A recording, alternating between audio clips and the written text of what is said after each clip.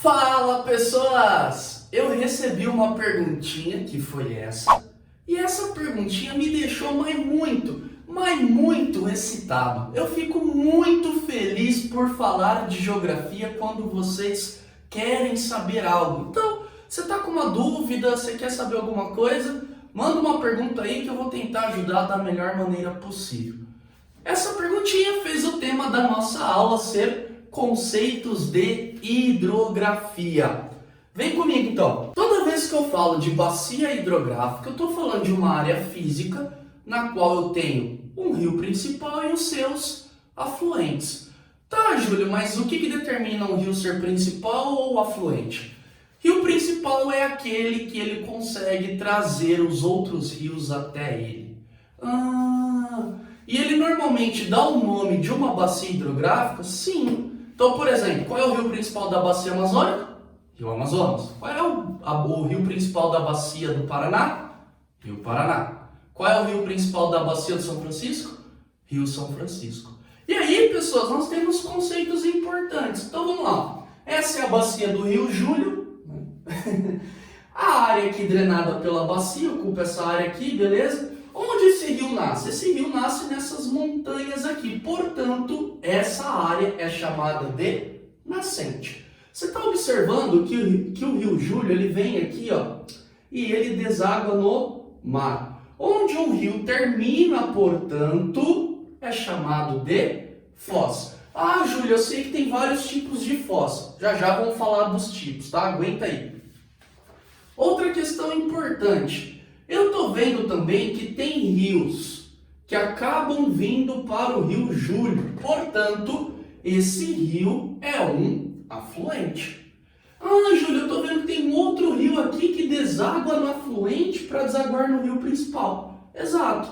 Isso é chamado de subafluente. Na bacia do Paraná, por exemplo, o rio Tietê é um afluente do Paraná. Mas o rio Tietê pode ter a sua própria bacia hidrográfica. E os afluentes da bacia do Tietê, na verdade, são subafluentes da bacia do Paraná. Doido isso, né? Mas a hidrografia ela é bem lógica, tá, pessoas? Você está vendo que o rio começa e o rio termina. Esse curso todo aqui, ó, que o rio faz, o caminho que ele percorre, é chamado de curso. Então, o curso de um rio, ele pode ser três. Eu tenho alto curso, médio curso e baixo curso. Quem que é quem, Júlio?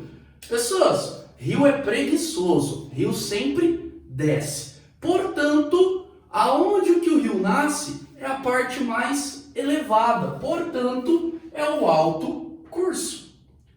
O meio desse trajeto é chamado de médio curso. É óbvio as coisas às vezes, né? E aonde o rio está quase terminando, ele está caminhando para a foz, é chamado de baixo curso. Toda vez que eu escutar falar então de Alto São Francisco, é onde o rio São Francisco nasce? Sim. Médio São Francisco é o meio do curso? Sim, ali na divisa da Bahia com Pernambuco, por exemplo, muita fruticultura, né? E Baixo São Francisco é a parte que está terminando? Sim. Pessoas, como o alto curso é a parte mais elevada, eu tenho muita velocidade de água. Portanto, aqui, ó, eu tenho elevado processo de erosão, desgaste do relevo. E esse desgaste transporta o quê? Os sedimentos. E aí, esses sedimentos, eles percorrem o médio e o baixo curso. E aí, conforme o volume de água vai aumentando e conforme a velocidade pode vir a diminuir, aí eu vou tendo o acúmulo desses sedimentos. Beleza? O alto curso é mais processo de erosão. O médio e o baixo curso é mais o processo de sedimentação. Belezinha? Júlio, você falou que o rio termina no mar, né? Ele necessariamente termina só no mar? Não. Ele pode terminar em um outro rio, que é o caso aqui do afluente, ou ele pode terminar no continente, formando um lago, por exemplo. E aí tem um conceito importante. Eu estou falando de exorreico. Nossa, que palavrão. E eu estou falando de endorreico. toda vez que eu tenho uma bacia exorreica ou exorreica, exo, ó, fora, é uma bacia que termina para fora do continente, termina no mar. Toda vez que eu falo de endo, é dentro. Então, toda vez que eu tenho um rio que termina em outro rio ou que termina no continente, aí tem como característica ser endorreico. Beleza? Pessoas, toda vez que eu estou caminhando da nascente para a foz, toda vez que eu vou em sentido da foz, isso é chamado de jusante. E toda vez que eu estou caminhando em sentido a nascente, lembra que o rio nasce na parte mais alta, por exemplo, montanha? Então eu tenho a montante, entendeu? Montante, montanha, lembra disso. Então se eu estiver perdido no meio da selva, conseguir falar com o corpo de bombeiro, para onde você está? Ah, eu estou sentido jusante, significa o quê? Que eu estou em sentido da foz do rio. Ah, eu estou em sentido montante. Eu estou em sentido da nascente. Ou então, eu estou a montante do rio. Eu estou mais próximo da nascente. Ah, eu estou na jusante do rio. Eu estou mais próximo da foz. Esses dois conceitos também são importantes, tá? Continuando aqui, ó. Leito. O que é o leito do rio? Dá um zoom aqui, ó. O leito do rio é a área, a extensão que ele ocupa. Tá vendo a água do rio aqui, ó? Essa área que ela ocupa é chamada de leito. Tem leito de rio que tem, sei lá, 100 metros, como tem rios aí que o leito vai ter 3, 4 quilômetros, tá? E não menos importante, interflúvio. O que é o interflúvio? Interflúvio é a divisão física. São as áreas mais elevadas de um relevo que separam uma bacia de outra. Por exemplo, você está vendo que aqui tem um planalto? E desse planalto, parte das águas vem aqui para a bacia hidrográfica do Júlio, eu tenho um afluente aqui, e parte dessas águas vão para um outro curso. Aqui na montanha também, ó, a água desce para cá, mas eu posso ter uma outra água descendo para um outro caminho. Tenta imaginar um 3D aqui. Essa montanha e esse planalto aqui são áreas de interflúvio. Separam bacias hidrográficas. Agora o último conceito importante, ó, de bacias hidrográficas. Olha no sentido de nascente para foz. Então eu vou olhar nesse sentido, nascente, foz. Você está vendo que eu tenho dois lados aqui, ó? Eu tenho esse lado e esse lado dessa bacia. Esse lado aqui, ó, olhando da nascente para foz, é chamado de braço para cá esquerdo. Tem um probleminha, gente. Braço esquerdo de um rio. E aqui, desse lado, braço... Imagina para tirar a carta. Braço direito. Tranquilo para esses conceitos básicos? Sussa, né? É bem lógica a questão da hidrografia. Vamos aprofundar em mais alguns? Vem comigo. Pessoas, fiz meu desenho aqui, obra-prima, né? E tenta olhar ele no sentido de lado, tá certo? É como se eu pegasse o rio aqui e olhasse ele de lado. O que eu percebo? Eu percebo que eu tenho toda a área de profundidade do rio. Perceba que o chão do rio, na geografia, é chamada de vale. Esse vale aqui, ele pode ter dois formatos. Eu posso ter um rio com vale em U, que é esse caso aqui, ó, e eu posso ter um rio com formato de vale em V.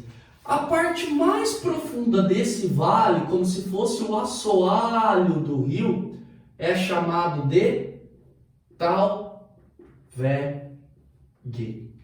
Então, a próxima vez que você sair com o boy, com a girl, numa viagem que vocês passem por um rio e a pessoa fala assim, nossa, esse rio aí ele é muito fundo. Para você dar uma impressionada, né, daquela platinada no relacionamento, você pega e fala, o rio ele não é profundo, o seu talveg que é extenso. It's the motherfucking Eagle Double G. Snoop Dogg. Ai, que bosta. Pessoas, já ouviu falar no sentido de ali é curva de rio, só para a desgraça. Na verdade, você pega um rio e você tem o alto curso que eu falei, o médio e o baixo. Lembra que no médio e no baixo tem o transporte de sedimento? Esses sedimentos, eles vão acumulando na margem desses rios. E esses sedimentos acumulados, esse monte aqui que você está vendo, ó, são chamados de diques aluviais. Eu sei que o desenho tá ruim, então eu vou te ajudar. Olha essa imagem aí, sensacional, agora sim um desenho decente, né? Que facilita a compreensão. Esses sedimentos acumulados na margem, portanto, que você observa aí, são os diques aluviais, tá? Hora ou outra, esses diques, eles estouram. E aí, o que acontece? Quando eu tenho um processo natural de cheia dos rios, a água, ela canta Cláudia Leite, né? Extravasa. E acaba ocupando a área ao lado desses diques, ultrapassando e até mesmo estoura aqui os diques, que são formados por sedimentos. Essa água que extravasou aqui, ó, ela vai ocupar essa área do rio, essa margem, que eu dou o nome na geografia de várzea. Várzea. Ô Júlio, daí que vem a ideia de futebol de várzea também. Quando essas áreas não eram inundadas, o que acontecia? Nascia grama. E aí o pessoal ia lá e jogava bola. Legal, né? E, Júlio, como é que é a questão do solo aí? Pessoas, eu tenho transporte de sedimento aqui, ó. Portanto, essas áreas de várzea, elas são muito ricas em matéria orgânica. Isso vai formar um solo, que é o solo de aluvião. Tá certo? Tranquilo? Vamos dar uma aprofundada aí em alguns outros conceitos? Pessoas, eu tenho também um conceito de tipos de canais, que é o formato que os rios vão ganhar aí ao longo do seu curso. Então veja bem, quando o rio é chamado de retilíneo, significa que ele é praticamente reto ao longo do seu curso. Bem tranquilo, bem didático o nome, né? Meandrante é um rio que vai ter formato de curvas, formato em S, eu brinco, eu chamo que é o formato de cobra, tá? Percebam aqui, ó, as curvas formadas por ele. Esse aqui, junto com o retilíneo, são os mais famosos e os que aparecem com maior frequência. Para você ter ideia, o rio Tietê, o rio Amazonas são rios meandrantes. Essas curvas aqui, ó, são os meandros. Às vezes vai ter rio que vai perder esse meandro aqui, ó, de forma natural, mas principalmente antrópica, quando o homem tem a necessidade de retificá-lo, torná-lo um rio reto, que é o caso, por exemplo, do rio Tietê. Quando essa área é abandonada, deixada de existir, na geografia nós chamamos isso de meandro abandonado.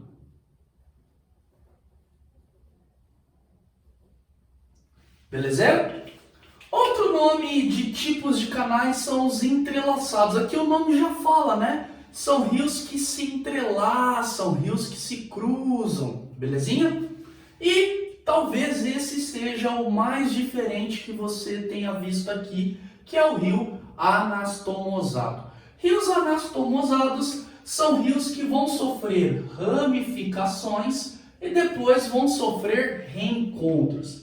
É aquele caso que você está namorando com o boy, com a girl, brigou e depois tem um remember. Normalmente, o que causa essas ramificações são sedimentos presentes ali que forçam o rio a procurar outros caminhos. Lembra sempre que rio é preguiçoso. Ele gosta de descer e ele gosta de encontrar os caminhos mais fáceis. Então, se ao invés de eu desgastar aqui, eu consigo desgastar mais facilmente esse curso, eu vou fazer isso. Esse é o pensamento de um rio. Vamos falar dos tipos de foz? Você já viu que foz é onde o rio termina. Pois bem, o trágico fim de um rio pode ser através de 3 maneiras: estuário, delta e mista. Estuário é quando eu tenho um único canal do rio desaguando no oceano. Aqui, pessoas, a velocidade costuma ser elevada, tá? Sabe quando você tá com diarreia e você vai dar aquela calibrada, o esguicho sai com velocidade na foz, que é a privada? Então, aqui é a mesma ideia, tá? A velocidade da água acaba sendo com muita força. Exemplo maior disso no Brasil é a bacia do Paraná, tá? Agora, quando eu tenho foz em delta, perceba que formam vários canais. Eu tenho vários canais desaguando no oceano, formando um delta. No meio desses canais, tá vendo essa área verde aqui? São sedimentos que se acumulam. Então é muito comum ter bancos de areia, formação de ilhas junto a rios com foz em delta. E aí eu percebo que o rio em delta, ele é mais lento. E ele também tem o quê? Acúmulo de sedimento. Maior exemplo com foz em delta no mundo é o rio Nilo. Mas eu tenho no Brasil a bacia do rio Parnaíba. E foz mista, o próprio nome já fala. É a junção do estuário com a junção do delta. É quando o rio apresenta os dois. Ele tem tanto foz em estuário quanto foz em delta. E aí, o maior exemplo no Brasil disso é o rio Amazonas. Ah, Júlio, vai ter foz lá em estuário com muita velocidade? Sim. O que acontece lá? Fenômeno da pororoca. Encontra-se o rio Amazonas com o Oceano Atlântico, formam ilhas, formam ondas lá e o pessoal vai surfar. E ao mesmo tempo eu tenho uma foz lenta em delta que formam bancos de areia, ilhas, como por exemplo a ilha de Marajó. E aí chegamos na pergunta aí que são os tipos de leito. Vamos lá então? Leito, já falamos aí, é a área, a extensão que um rio ocupa. Então vamos lá, ó. Esse é o meu rio e ele nem sempre é assim. Como assim, Júlio? Tem momentos que esse rio está mais cheio e tem momentos que esse rio ele está mais vazio. Deixa eu apagar aqui. Maravilha. Um aqui. Muito bem. Nós temos aqui o vale do rio, que já vimos. Esse vale ele pode ser em U e esse vale ele pode ser em formato de V. Em determinada data do ano, claro que depende do lugar, do clima, que um rio ele praticamente não vai ter água, ele vai estar muito próximo, colado ao fundo dele. Você já aprendeu comigo que o fundo de um rio é chamado de... Muito bem, se você falou Talveg, meu coração se emociona, meu coração ele chora, tá? Chora de emoção. E aí, a água desse rio vai estar exatamente colada junto ao Talveg. Então, pessoas, nesse momento do rio, eu vou ter o leito, que é chamado de leito vazante. Chega um momento do ano que o rio ele vai estar no seu tamanho mínimo. É uma área que normalmente é marcada. Sabe quando o rio não está cheio e você consegue ver aquela área que é o caminho que o rio percorre? Pois bem, nessa área, por exemplo, não nasce vegetação, porque é ocupada por água. E aí é chamado de leito menor. É a menor área que um rio ele acaba ocupando. Agora, adivinha como vai se chamar a área que um rio, aí estou voltando para o tamanho original dele, a área que um rio ocupa naturalmente. Aí sim, aí é chamado de leito maior. Claro que isso aqui está atrelado ao clima, ao período do ano. Esse momento aqui do rio é aquele momento que eu tenho muitas chuvas, tá?